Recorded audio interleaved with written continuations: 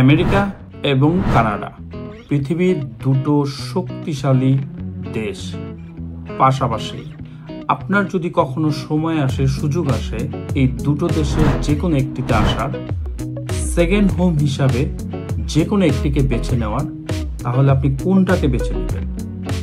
এই প্রশ্ন আজকে লাখো কোটি মানুষের। সবাই স্বপ্ন দেখে কোনোদিন আমেরিকা কিংবা কানাডাতে আসবে, কিন্তু সবার স্বপ্ন সত্যি হয় না। আপনি ভাগ্যবান, কিংবা আপনি চেষ্টা করছেন আমেরিকা কিংবা কানাডাতে আসবেন, কিন্তু কথা হচ্ছে কোথায় আপনি আসবেন, কোন দেশকে আপনি আপনার সেকেন্ড হোম হিসেবে বেছে নেবেন।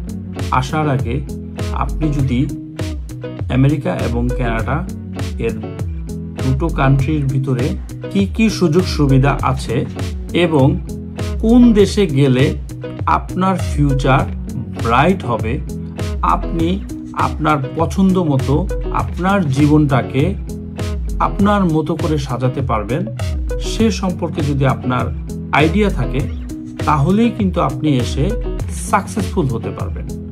আপনার জীবনটাকে, আপনার পরিবারকে একটা নিশ্চিত জীবন দিতে পারবেন।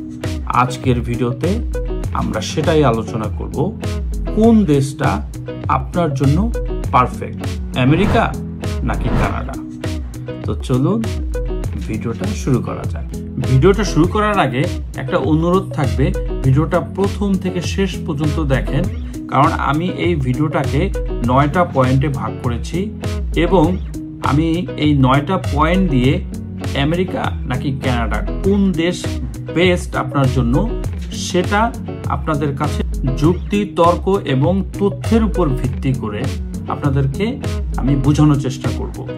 তো যদি স্কিপ করে করে কেটে কেটে ভিডিওটা দেখেন, তাহলে আপনি সঠিক সিদ্ধান্ত নিতে পারবেন না।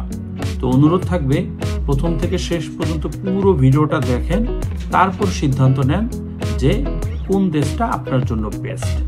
তো চলুন কথা না বাড়িয়ে ভিডিওটা শুরু করি।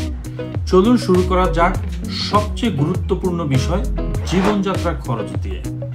সাধারণভাবে আমেরিকার বড় শহরগুলোতে জীবনযাত্রার খরচ অনেক বেশি, বিশেষ করে নিউ ইয়র্ক, লস অ্যাঞ্জেলস বা সান ফ্রান্সিসকোর মতো জায়গাগুলোতে বাড়ি ভাড়া, জিনিসপত্রের দাম এবং অন্যান্য খরচ আকাশ ছোঁয়া। তবে আমেরিকার ছোট শহরগুলোতে কিছুটা তুলনামূলকভাবে কম। নিউ ইয়র্ক সিটিতে একটা এক রুমের অ্যাপার্টমেন্ট, মানে আপনি এক রুম নিয়ে ওয়ান বেড অ্যাপার্টমেন্টের ভাড়া $3000। চিন্তা করে দেখেন, তার সাথে ইউটিলিটি আছে, পানির বিল আরো হাবিজাবি মিলে আরো 2000, প্রায় বাসা ভাড়ার পিছনে প্রায় $4-5,000। অন্যদিকে টরন্টোতে, মানে কানাডার টরন্টো বা ভ্যাঙ্কুভারে একটা ওয়ান বেডরুমের বাসা ভাড়া আছে $1800 থেকে $2200। এখন আপনি চিন্তা করেন, তার সাথে আরো কিছু খরচ আছে, সব মিলায়া আপনার প্রায় $3000 খরচ হবে। গ্রোসারি আছে, আপনার ট্রান্সপোর্টেশন আছে, সবকিছু মিলায়া আপনার ওইখানে খরচ হবে প্রায় $3000। আমেরিকা এবং কানাডার এই যে থাকা খাওয়ার যে খরচটা, এটা যদি আপনি কম্পেয়ার করেন, তাহলে আমেরিকাতে অনেক বেশি খরচ, কানাডাতে সেই তুলনায় কিছুটা কম খরচ। 2 নম্বরে যে পয়েন্টটা বলবো সেটা হচ্ছে হেলথ কেয়ার, স্বাস্থ্যসেবা। হেলথ কেয়ারে আমেরিকা এবং কানাডার ভিতরে অনেক বড় একটা পার্থক্য আছে। আমেরিকাতে হেলথ কেয়ার ফ্রি না, কিন্তু কানাডাতে হেলথ কেয়ার ফ্রি। আমেরিকা এবং কানাডার মধ্যে এই বড় পার্থক্যটা যে কত বড়, সেটা আমি এখনই আপনাদেরকে দেখায় দিব। কানাডায় একটা সার্বজনীন স্বাস্থ্য সেবা ব্যবস্থা রয়েছে। এর মানে হচ্ছে, আপনি কানাডার নাগরিক বা স্থায়ী বাসিন্দা হলে আপনার চিকিৎসার সমস্ত খরচ হচ্ছে সরকারের। সাধারণত মেডিকেল চেক আপ থেকে শুরু করে বড় অপারেশনের সমস্ত খরচ সরকার দেয়, অতিরিক্ত কোনো প্রিমিয়াম দিতে হয় না। তবে একটা নেতিবাচক দিক হলো, কিছু ক্ষেত্রে বিশেষজ্ঞ ডাক্তার দেখাতে বা সার্জারির জন্য লম্বা লাইন দিতে হয়।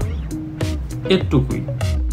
কানাডার চিকিৎসা পৃথিবীর উন্নত দেশগুলোর মধ্যে অন্যতম, এবং যেহেতু আপনি এখানে ফ্রি চিকিৎসা পান, সেহেতু আপনার চিকিৎসা পারপাস, মানে আপনি ডাক্তার দেখাবেন, আপনি হসপিটালে কতদিন থাকতে হয় কোনো ঠিক নেই, তারপরে আপনার সার্জারি হবে, আপনার যাই হোক না কেন, যে কোনো কিছু আপনার এখানে ফ্রি।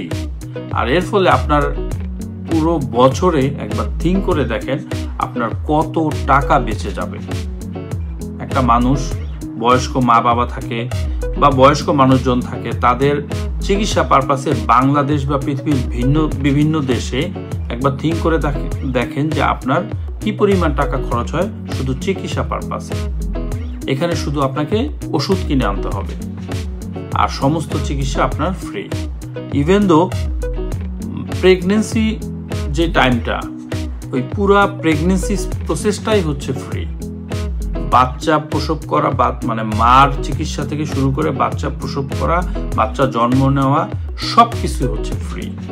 তো কানাডাতে এই ফ্রি চিকিৎসার কারণে পৃথিবীর বিভিন্ন দেশের মানুষ এই একটা জায়গাতে আসার জন্য, মানে কানাডার এই ফ্যাসিলিটির জন্য মানুষ কানাডাকে বেছে নেয়। কিন্তু অন্যদিকে আমেরিকা চিকিৎসা কিন্তু ফ্রি না। আমেরিকাতে আপনাকে টাকা দিয়ে চিকিৎসা করতে হবে, আর এই সমস্ত দেশে আপনার পকেট থেকে যদি আপনি টাকা দিয়ে চিকিৎসা করতে যান তো আপনি ফকির হয়ে যাবেন, এতই এক্সপেন্সিভ। সো আমেরিকার মানুষ তার চিকিৎসা করানোর জন্য সব সময় ইন্স্যুরেন্স করে রাখে। আপনার যদি ভালো একটা ইন্স্যুরেন্স না থাকে চিকিৎসার এগেনস্টে, হেলথ ইন্স্যুরেন্স যদি না থাকে, তাহলে আপনি চিকিৎসা করাতে পারবেন না, আপনার হিউজ অ্যামাউন্ট আপনার খরচ হবে। তো সেটা তো আর একজন মানুষের পক্ষে সম্ভব না। সেজন্য এই দিক দিয়ে যদি আপনি চিন্তা করেন তাহলে কানাডা ইজ দ্য বেস্ট। 3 নম্বরে কর্মসংস্থান ও অর্থনীতি, এমপ্লয়মেন্ট এবং ইকোনমি। কাজের সুযোগ এবং অর্থনৈতিক পরিবেশের দিক থেকে দুই দেশই বেশ শক্তিশালী। আমেরিকা বিশ্বের সবচেয়ে শক্তিশালী অর্থনৈতিক দেশ। Silicon Valley, New York, Chicago এবং অন্যান্য বড় শহরে প্রযুক্তি এবং অন্যান্য সেক্টরে কাজের বিশাল সুযোগ রয়েছে। এখানে নতুন ব্যবসা শুরু করার সুযোগও বেশি। তবে এই দেশ অত্যন্ত প্রতিযোগিতামূলক, আপনাকে নিজের যোগ্যতা প্রমাণ করতে হবে। কানাডা অর্থনীতি স্থিতিশীল, বিশেষ প্রাকৃতিক সম্পদ, ব্যাংকিং এবং প্রযুক্তি খাতে কাজের সুযোগ রয়েছে। কানাডা সরকার এবং নতুন ব্যবসা শুরু করার ক্ষেত্রে কিছু সুবিধা প্রদান করে। কানাডার চাকরির বাজারে আমেরিকার চেয়ে কিছুটা ধীর গতির, কিন্তু স্থিতিশীলতা বেশি। আপনার কর্মসংস্থান এবং আর্থিক লক্ষ্য নির্ভর করবে আপনি কোন সেক্টরে কাজ করতে চান তার উপরে। যদি আপনি উচ্চ বেতন এবং দ্রুত উন্নতির আশা করেন তাহলে আমেরিকা আপনার জন্য ভালো হতে পারে।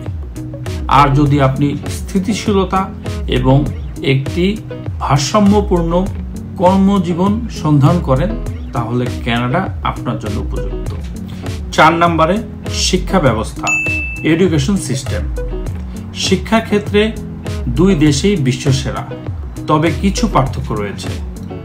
আমেরিকা বিশ্বজুড়ে তার ইউনিভার্সিটির জন্য পরিচিত। হার্ভার্ড, স্ট্যানফোর্ড, MITর মতো বিশ্বসেরা ইউনিভার্সিটিগুলা এখানে অবস্থিত। তবে শিক্ষার খরচ অনেক বেশি, বিশেষ করে ইন্টারন্যাশনাল স্টুডেন্টদের জন্য। কানাডার ইউনিভার্সিটিগুলো বেশ ভালো মানের। আমেরিকার চেয়ে তুলনামূলকভাবে কম খরচে পড়াশোনার সুযোগ দেয়। এখানকার পড়াশোনার খরচ আমেরিকার চেয়ে 15 থেকে 30% কম হতে পারে। কানাডার উচ্চ শিক্ষার পর স্থায়ী বসবাসের সুযোগও বেশি। যদি আপনার আর্থিক সংস্থান থাকে এবং আপনি বিশ্বসেরা কোনো প্রতিষ্ঠানে পড়াশোনা করতে চান তাহলে আমেরিকা আপনার জন্য সেরা। কিন্তু যদি আপনি উচ্চমানের শিক্ষা পেতে চান এবং খরচ কমাতে চান তাহলে কানাডা আপনার জন্য একটি চমৎকার বিকল্প। 5 নাম্বার, নিরাপত্তা ও জীবনযাত্রার মান। Safety and quality life. Canada হচ্ছে বিশ্বের অন্যতম শান্তিপ্রিয় নিরাপদ একটা কান্ট্রি। এখানকার মানুষ খুবই খুবই খুবই অমায়িক, ভদ্র এবং রাস্তাঘাটে আপনি চলাচল করার সময় বখাটে উদ্ভট টাইপের মানুষ খুব কম দেখবেন। গায়ের উপর এসে পড়ে কিংবা রাস্তাঘাটে আপনাকে শারীরিকভাবে কোনো ক্ষতি করবে এরকম লোকজন খুব একটা নাই।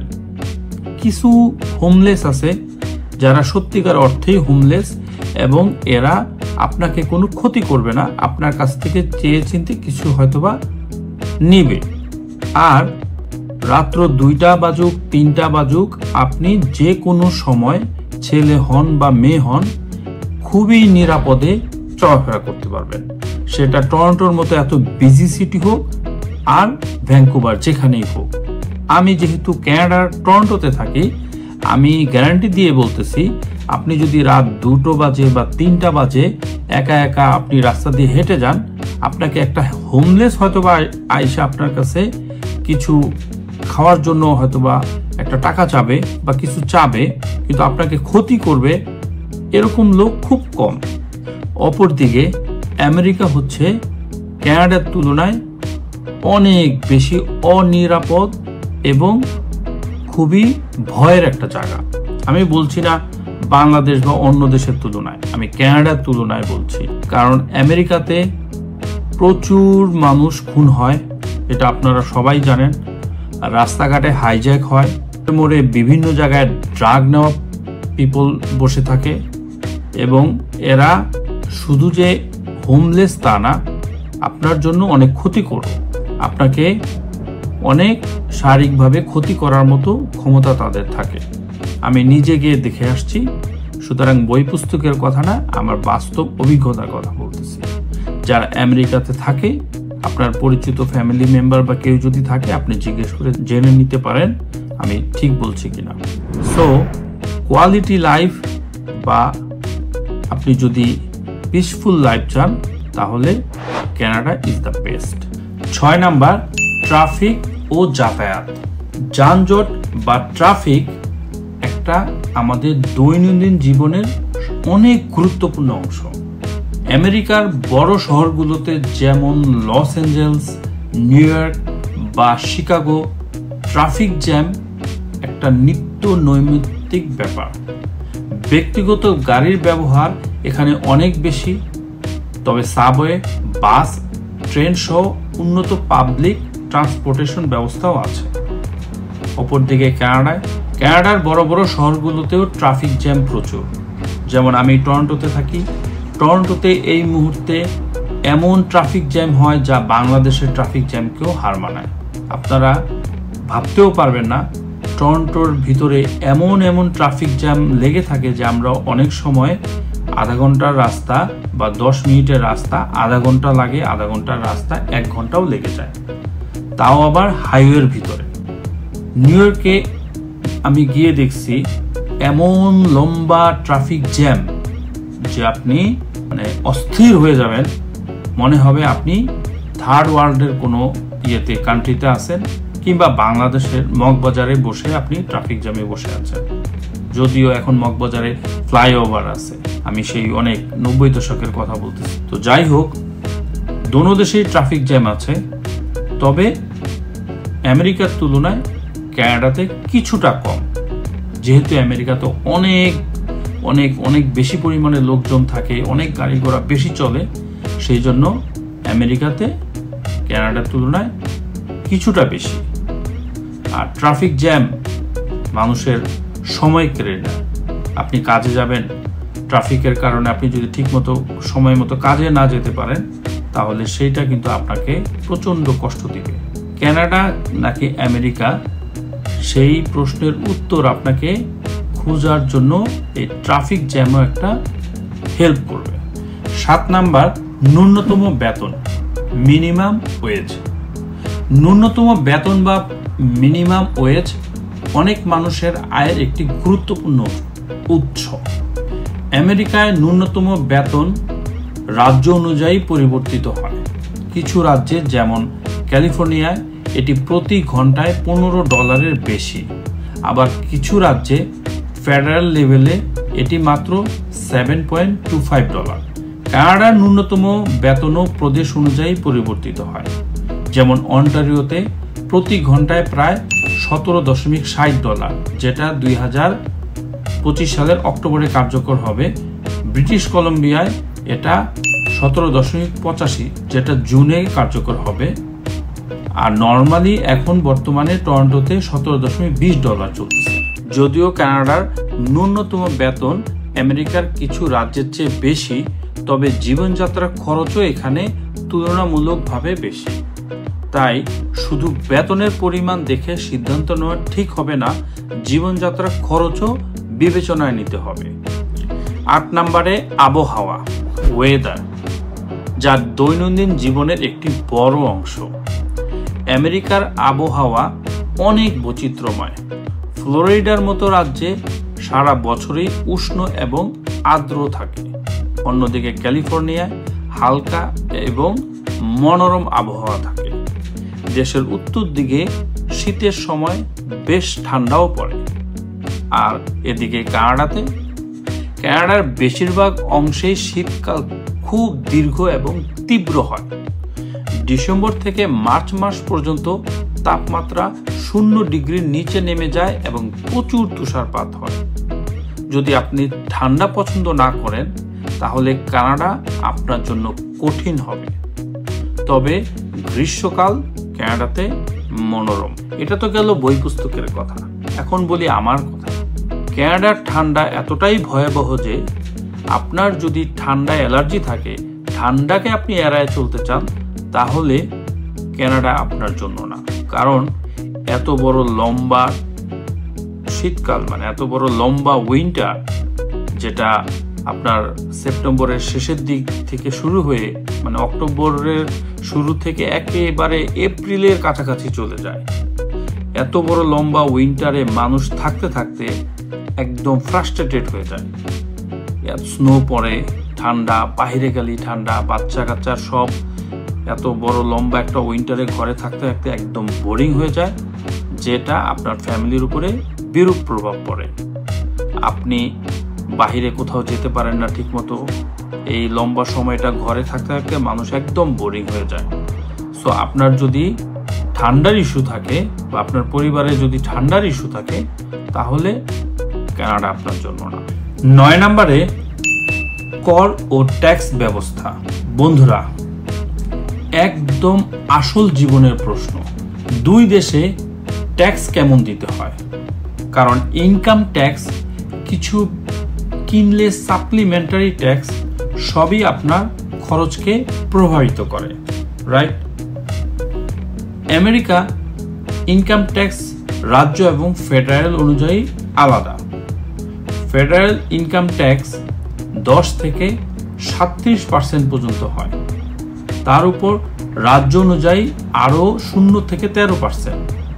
আর কিছু জিনিস কিনলে সেই জিনিসের উপরে সেলস ট্যাক্স দিতে হয়, যা রাজ্য অনুযায়ী 0 থেকে 10% পর্যন্ত হতে পারে। কানাডাতে ফেডারেল ইনকাম ট্যাক্স 15% থেকে 33% পর্যন্ত, প্রদেশ অনুযায়ী আরও 5 থেকে 20% পর্যন্ত। সেলস ট্যাক্স ও রাজ্য অনুযায়ী ভিন্ন এইচএসটি, জিএসটি, পিএসটি এই ধরনের সেলস ট্যাক্সও আছে। সহজভাবে বলতে গেলে দুই দেশের আয়ের একটা বড় অংশ চলে যায় ট্যাক্সে। কানাডার ট্যাক্স সিস্টেম সাধারণত বেশি নির্ভুল, সার্বজনীন সুবিধা দিয়ে থাকে, যেমন স্বাস্থ্যসেবা। আমেরিকায় ট্যাক্স কম লাগতে পারে, কিন্তু স্বাস্থ্যসেবা বা শিক্ষা আলাদাভাবে খরচ করতে হতে পারে। সুতরাং শুধু আয়ের কথা ভাবলে হবে না, ট্যাক্সের দিকেও খেয়াল রাখতে হবে। এটাই আপনাকে আসল অর্থনৈতিক ছবি দেখাবে। নাম্বার 10 এবং সর্বশেষ, ধর্ম ও সংস্কৃতি স্বাধীনতা। আর একটা গুরুত্বপূর্ণ দিক হচ্ছে ধর্ম বা রিলিজিয়ন। আমেরিকা আর কানাডা দুই দেশেই ধর্মীয় স্বাধীনতা রয়েছে, মানে আপনি যেভাবে ইবাদত করবেন সেটা করার পুরো অধিকার আপনার আছে। আমেরিকা যদিও একটা খ্রিস্টান ধর্মীয় দেশ, তবে মুসলিম, ইহুদি, হিন্দু, বৌদ্ধ সবাই মিলেমিশে থাকে। ধর্মীয় প্রতিষ্ঠান, মসজিদ, মন্দির, গির্জা সবই সহজে পাওয়া যায়। কিছু কিছু এলাকায় ধর্ম নিয়ে যদিও কিছুটা বিভাজন আমেরিকাতে দেখা যায়, কিন্তু কানাডাতে খ্রিস্টান, বৌদ্ধ, হিন্দু, ইহুদি সবাই মিলেমিশে থাকে। আমি যেহেতু কানাডাতে থাকি, আমি জানি আমাদের এখানে ধর্ম নিয়ে কোনো মারামারি কাটাকাটি নেই। আপনি আপনার ধর্ম করছেন, আমি আমার ধর্ম করছি। আপনি আপনার ধর্ম করার ক্ষেত্রে যেমন আমার কোনো অভিযোগ নাই, আমার ধর্ম করার ক্ষেত্রে আপনার কোনো অভিযোগ নেই। কানাডাতে প্রচুর মানুষ থাকে, বিভিন্ন ধর্মের মানুষ থাকে এবং মিলেমিশে থাকে। সো এই ক্ষেত্রে আমেরিকার চেয়ে কানাডাতে আপনি ধর্ম পালন ভালোভাবে করতে পারবেন। আর সেই দিক দিয়ে চিন্তা করলে কানাডা আপনার জন্য বেস্ট। রিলিজিয়ন একটা অনেক বড় জিনিস। আপনি যেই দেশে ইন ফিউচারে স্থায়ী হতে চাচ্ছেন, সেই দেশে যদি আপনি আপনার রিলিজিয়ন, আপনার ধর্ম আপনি যদি সঠিকভাবে পালন করতে না পারেন, তাহলে কিন্তু আপনার অনেক বড় ক্ষতি হবে। সো আপনি যেখানে গিয়ে স্থায়ী হবেন, সেই জায়গায়, সেই দেশে আপনি যদি আপনার ধর্ম সঠিকভাবে পালন করার সুযোগ পান, কোনো রেসিজমের শিকার না হন, তাহলে আপনি ডিসিশন নিতে পারবেন যে আপনার জন্য কোন দেশটা বেস্ট হবে। আমেরিকাতে রিলিজিয়ন পালন করতে কোনো বাধা নাই, কিন্তু আমেরিকা যেহেতু পৃথিবীর বিভিন্ন দেশে যুদ্ধ বা বিভিন্ন দেশকে তারা কন্ট্রোল করে, ধর্মীয় যুদ্ধও যেহেতু অনেক দেশে তাদের সাথে সরাসরি না হলে বিভিন্ন দেশের মাধ্যমে লেগে আছে, সেজন্য আমেরিকাতে ধর্ম পালন অনেক সময় একটু অসুবিধা হয়। কিন্তু কানাডাতে সেই তুলনায় কোনো সমস্যা নাই। কানাডাতে আপনারা মন খুলে ফ্রিভাবে আপনি যে ধর্মেরই হন না কেন, আপনি আপনার ধর্ম সুন্দরভাবে পালন করতে পারবেন। আপনার ফিউচার, আপনার বাচ্চা কাচ্চা, আপনার ফ্যামিলি ইন ফিউচারে তারাও তাদের নিজেদের ধর্ম সঠিকভাবে পালন করতে পারবে। সুতরাং এটা একটা অনেক গুরুত্বপূর্ণ ব্যাপার যে আপনি কোন দেশে গিয়ে আপনার ধর্মটা আপনি সুন্দরভাবে পালন করতে পারছেন। সুতরাং আমেরিকা নাকি কানাডা, কোনটা হবে আপনার ফিউচার বেস্ট কান্ট্রি, সেটা আমাদের এই দীর্ঘ আলাপ আলোচনার পরে কনক্লুশনে এসে আমি বলবো এটা আপনার উপরেই ডিপেন্ড করে। আপনার জীবনের লক্ষ্য কি, আপনি কোথায় যেতে চান, আপনার ব্যাকগ্রাউন্ড কি, আপনার কিসের উপরে আপনার আগ্রহ বেশি, সেই সব কিছুর উপর নির্ভর করবে আপনি কানাডাতে আসবেন নাকি আমেরিকাতে থাকবেন। আমেরিকা একটা ফাস্ট লাইফ, আপনাকে অলওয়েজ দৌড়ের উপরে থাকতে হবে, ইনকামের পিছনে ছুটতে হবে, আপনার ইনকাম অনেক বেশি হবে। আর কানাডা হচ্ছে একটা পিচফুল লাইফ, টু আমেরিকার তুলনায় স্লো লাইফ, কিন্তু শান্তিতে থাকতে পারবেন, স্বাচ্ছন্দ্যে থাকতে পারবেন। তবে আমেরিকার মতো এত পয়সা ইনকাম করতে পারবেন না। এখন আপনাকেই ভেবেচিন্তে ঠিক করতে হবে আপনি কোথায় ফিউচারে স্থায়ী হতে চান। কমেন্ট করে জানান আপনার উত্তরটা কি। আপনার উত্তর জানার জন্য আমি আগ্রহ ভরে অপেক্ষা করছি। যদি আমার ভিডিওটা ভালো লাগে তো লাইক করবেন, কমেন্ট করবেন এবং আমার চ্যানেলটা সাবস্ক্রাইব করতে ভুলবেন না। আজকে এই পর্যন্তই। আল্লাহ হাফেজ।